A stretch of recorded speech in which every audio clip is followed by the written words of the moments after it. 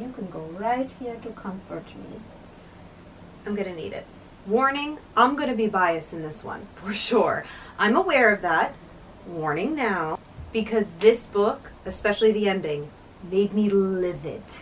Today we are reviewing The Stars We Steal by Alexa Donne.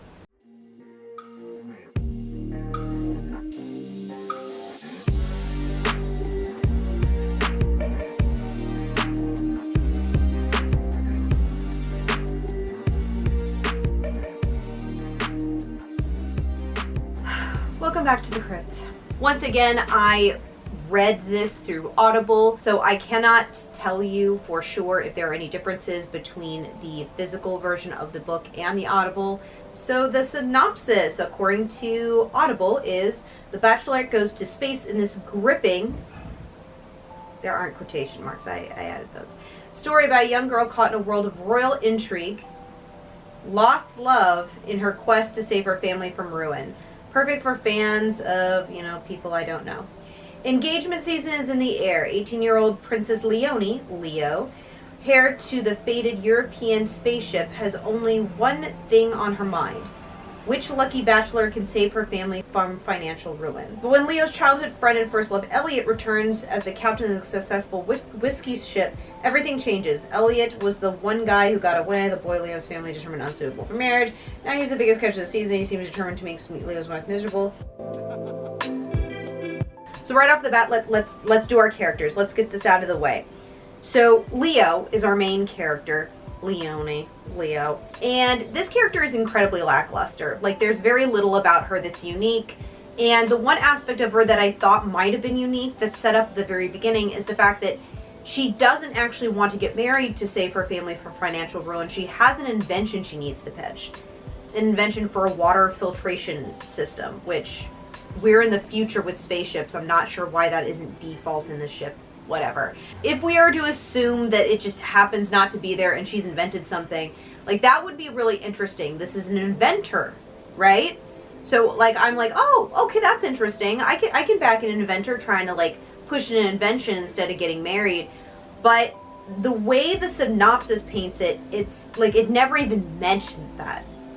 And that makes sense in a twisted way, because while they set up Leonie to have that as a big part of her story, it isn't actually a big part. There are huge chunks of the story she forgets about that system altogether. It's like it's put in so we think she's less frivolous than the characters who are all about boys. So it's one of those things to make her not like other girls, but she doesn't, she's not really an inventor. She doesn't spend the entire book trying to invent new things, come up with new things, trying to scheme a way to, get her stuff pitched. There's only one aspect of the story in which she kind of does that, but she gives up shockingly easy, which makes no sense to me. If your whole life was about making this invention and it's such a big deal to you, why in the world wouldn't you really go for it? There's a scene where she tries to go to this other ship to pitch it to this other captain, and the secretary's like, oh, well, the captain isn't in, even though Leonie knows that's a lie, and yet Leonie in no way, shape, or form tries to find some other way around it. She doesn't try to sneak, in the office to try to see if she can find this captain. She doesn't try. She's just like, huh, okay. And leaves this character has no drive, zip drive to do anything. This is one of the most lackluster characters I've seen in a while. I realize now that I'm kind of spoiled from reading books like Where Shadows Lie, as well as Blood Like Magic. Those books really spoiled me, apparently, because I can't with this character. This character doesn't have anything going for her. Let's get to Elliot. Elliot's the love interest. He's toxic, okay? I'm gonna just say it. This guy comes in fully intending to harm her because he got slighted before, because he got engaged to her and then she broke it off because of family pressure, and he gets really bitter and he wants to make her life miserable. He comes back rich to make her life miserable. That is his aim, his goal for the good part of the first fourth of the book. Toxic. Also, there's a couple side characters. The only one to note would be a lesbian side character. Evie, I think, is the like nickname characters give her, but she's Evony. I don't know, man. These characters are so lackluster, I forget them instantaneously. I had to write down Leo and Elliot's name to remember. There's a whole scene where she asked the main character to go to a sleepover with her. She's like, yes, you're never told for sleepover. And it's this whole thing. Look, I don't know a ton of lesbians. I'm not a connoisseur of lesbian culture, so I can't say for sure if this is normal. But I feel like the general human experience is if you've only known someone for like 24, 48 hours, I wouldn't invite them to a sleepover personally, but maybe that's just me. Maybe I'm just really cautionate kind of person, but I wouldn't do that. This lesbian character latches onto the main lead and becomes friends with her almost immediately. For why? She's like, oh, I became friends with you because like you're just so feisty, which is another thing. They describe the main character, Leonie, as feisty all the time, but she doesn't actually do anything to be feisty. Like, the feistiest thing she does is she openly complains instead of saying platitudes all the time. That's the most feisty she ever gets, is like sometimes saying like, I really couldn't care less about getting married. And people are like, oh, you're so feisty and fiery. Like, anyway, there's nothing else to note about the characters are forgettable. The father has absolutely no say in anything. He's just like a bumbling fool character.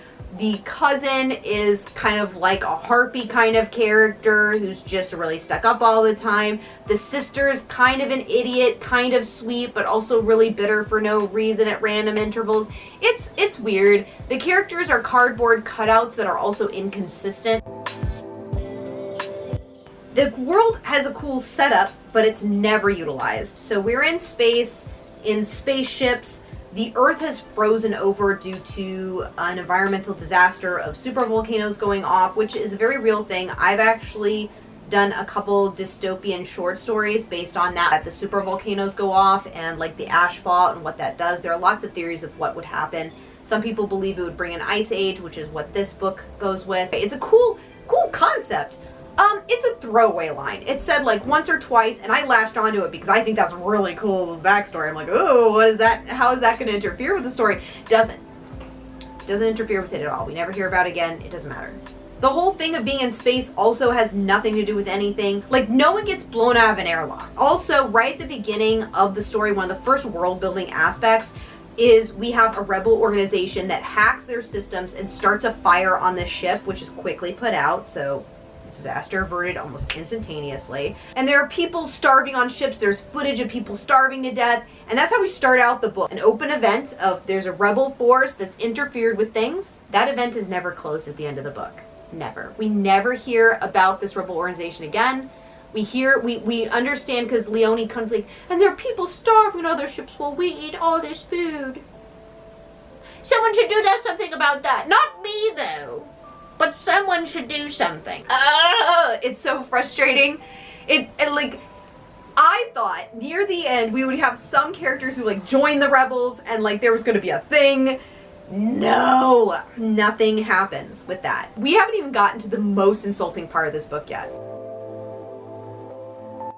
First 2/3 of the book are not good, but they're not horrible either. I've read worse in this series. In the one author to another series, I have worse experiences with books.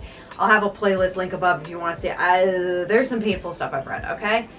This was less painful at the beginning portion than some other books I've read. Was it good?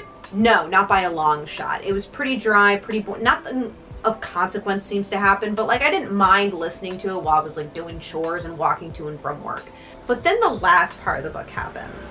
So to avoid huge spoilers, because this is an element that happens near the end, so I do think it would be considered a spoiler. One of the possible side love interests for the main lead turns out to be asexual. For those of you new to my channel, I am ace.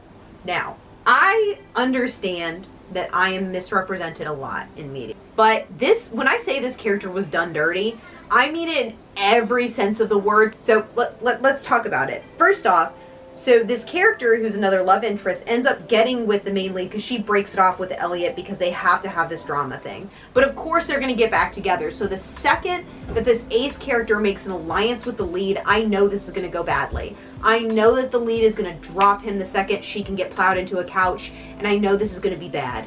I know it's going to be bad, but there in the back of my head, I'm still hoping to be wrong. I'm still hoping that this ace character ends up joining the rebellion or something, and that this is all a plot, and that this ace character has actually agency and a story outside of being a stepping stone for a heterosexual character. I am sorry to inform everyone that my theories, my headcanons were so much better than what actually happened. What happened was my worst nightmare. The ace character ends up getting used by the lead. And not just that. It's not just that this ace character gets used. This ace character is also like, premise that the ace character is incorrect to asexuality. Like, there's this whole thing of like, ew, kisses, gross. There are some ace people that are touch adverse and do not like certain touches and stuff like that, and that's totally fine.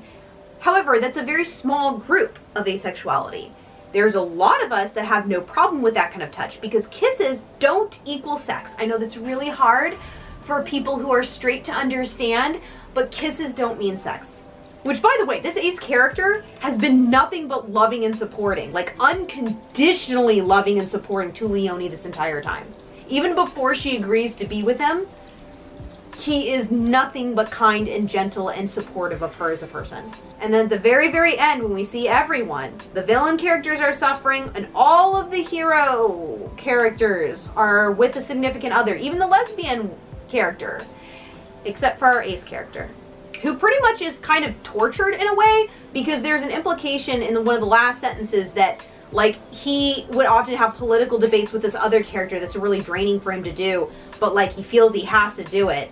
And then like at the very end on the Digideck or whatever, he finally gets a reprieve because the other guy was busy, so he doesn't have to debate him. And like, so pretty much what it implies is this guy gets harassed politically on a daily basis now. And the only time he gets reprieve is when he's like able to finally get away. And here's why this is so harmful. Because what this implies is that an ace person can't hope to have a relationship. That a happy ending is unattainable for an ace person. Which is my lived experience. That we ace people exist for the rest of society to use as an emotional sling while they heal their heart, and the second that they feel better, we're useless to them again. Now, this extends into our romantic relationships as well. The second we try to romantically be with someone and we're very forthright and honest in saying our boundaries and where we are, and we're assured, oh, it's not a problem, don't worry about it, like, and then the second someone can get with somebody else who can provide them with sex, essentially, we're useless to them. Ace people aren't stepping stones for your healing journey. I'm a full-blown human being.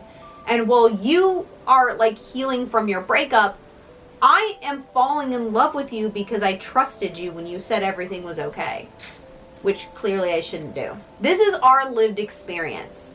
Is constantly being used by allosexual people until they feel better about themselves and can move on with their life, and then we end up as collateral damage. This story reinforces that reality for us.